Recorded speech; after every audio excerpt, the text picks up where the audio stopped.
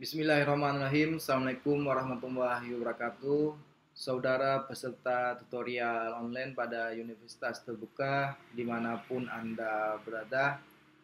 Pada sesi ketiga ini, materi yang kita pelajari adalah kebijakan pemerintah untuk menjamin manajemen berbasis sekolah. Kita lihat dulu ada dua pertimbangan kebijakan penerapan manajemen berbasis sekolah, yakni ada pertimbangan normatif dan pertimbangan empirik.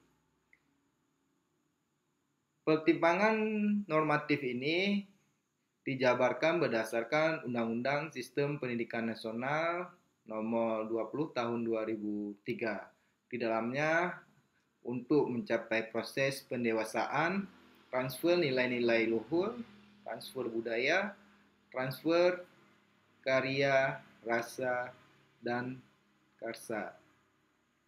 Di pertimbangan empiris ini, karena mata rantai birokrasi berbelit, keputusan tidak sesuai kebutuhan sekolah, partisipasi warga sekolah kurang, kemudian yang selanjutnya aktivitas sekolah terhambat.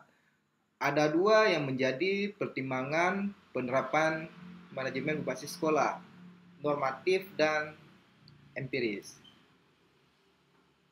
Dalam Undang-Undang Sistem Pendidikan Nasional, Pasal 3 disebutkan, pendidikan nasional berfungsi mengembangkan kemampuan dan membentuk watak, serta peradaban bangsa yang bermartabat dalam rangka mencerdaskan kehidupan bangsa, bertujuan untuk berkembangnya potensi peserta didik agar menjadi manusia yang beriman dan bertakwa kepada Tuhan Maha Esa, berakhlak mulia, sehat, berilmu, cakap, kreatif, mandiri, dan menjadi warga negara yang demokratis serta bertanggung jawab. 5 dari 8 potensi peserta didik yang ingin dikembangkan lebih dekat dengan karakter.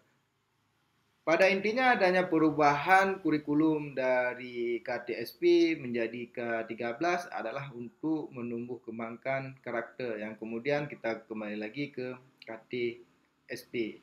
Dan ada beberapa juga sekolah yang masih menerapkan K13. Karena kenapa? Amanat dari Undang-Undang Sistem Pendidikan Nasional terutama adalah pembentukan karakter bagi peserta didik. Dimensi-dimensi perubahan, ada pola lama, kemudian bagaimana yang terbaru. Di pola lama diterapkan subordinasi, tetapi dengan adanya yang baru ini berupa manajemen berbasis sekolah adalah otonomi. Kemudian pengambilan keputusan terpusat, tetapi dengan adanya regulasi terbaru, pengambilan keputusan partisipatif. Ada juga yang mengatakan bahwasanya di pola lama ini ruang gerak terlalu kaku, sedangkan di pola baru ruang gerak luas. Di pola lama, pendekatan ini bersifat birokratik, sedangkan yang di pola baru pendekatannya lebih profesional. Dan ini mengapa diterapkannya MBS adalah perubahan dari sentralistik menjadi desentralistik. Ada juga pola lama itu sifatnya diatur, pola baru ini motivasi.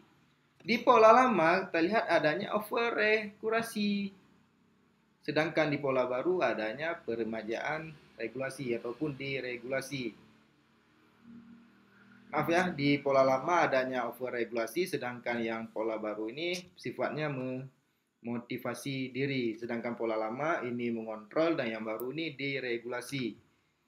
Di pola lama, sistem yang dia terapkan adalah mengarahkan, sedangkan yang di MBS ini sifatnya mempengaruhi, kemudian menghindari risiko, kemudian di pola baru ini mengelola risiko. Gunakan uang semuanya, sedangkan yang pola baru ini seefektif mungkin. Di pola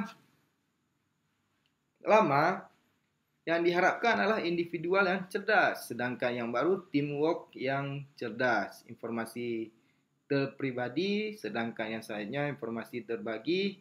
Di pola lama sifatnya delegasi, sedangkan pola baru adanya pemberdayaan, organisasi hierarkis dan organisasi data. Prinsip-prinsip manajemen berbasis sekolah dituangkan dalam Undang-Undang Nomor 20 Tahun 2003 tentang Sistem Pendidikan Nasional. Kemudian dijabarkan lagi dalam Peraturan Pemerintah Nomor 19 2005 mengenai Sistem Nasional Pendidikan.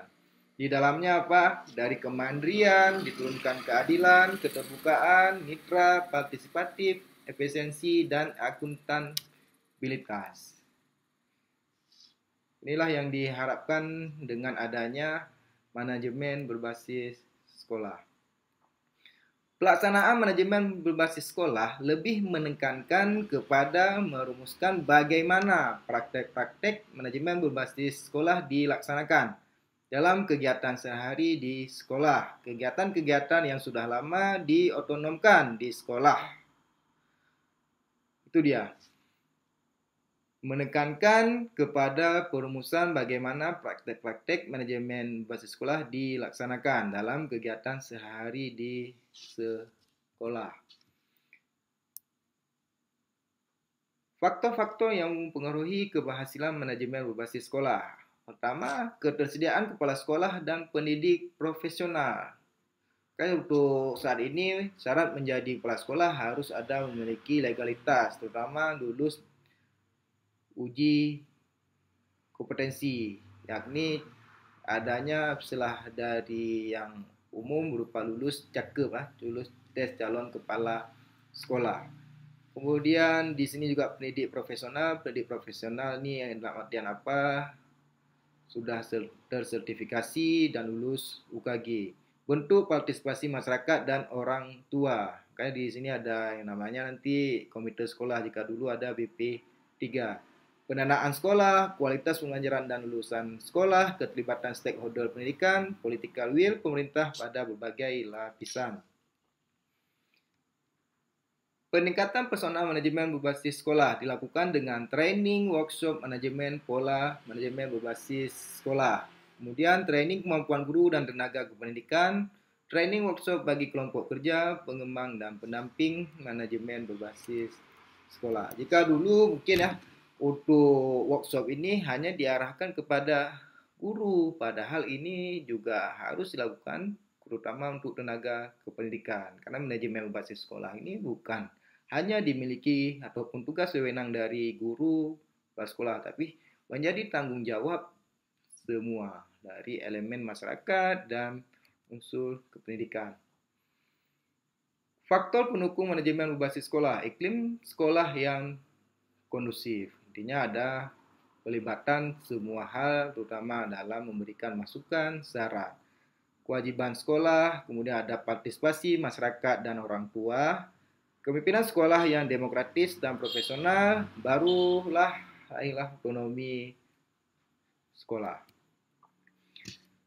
Untuk materi lebih lengkapnya mengenai kebijakan pemerintah untuk menjamin manajemen berbasis sekolah, silakan peserta tutorial membaca BMP yang telah disediakan oleh Universitas Terbuka. Selain itu, pada sesi ketiga ini, Anda diwajibkan untuk mengumpulkan tugas pada forum yang telah disediakan. Saya ingatkan untuk jawaban mengacu pada BMP. Jika ada jawaban lainnya berupa pendapat dari ahli ataupun referensi yang menunjang, boleh, tapi yang prioritas utama adalah pada BMP. Begitu juga pada sesi ketiga ini ada forum diskusi. Saya minta tanggapan dari peserta tutorial ini untuk mengungkapkan pendapat disertai dengan pendapat. Karena kenapa? Ini untuk membiasakan kita melatih keterampilan menulis ilmiah. Saya akhiri, inilah sesi ketiga pengantar dari saya. Wabillahi taufiq hidayah. Assalamualaikum warahmatullahi wabarakatuh.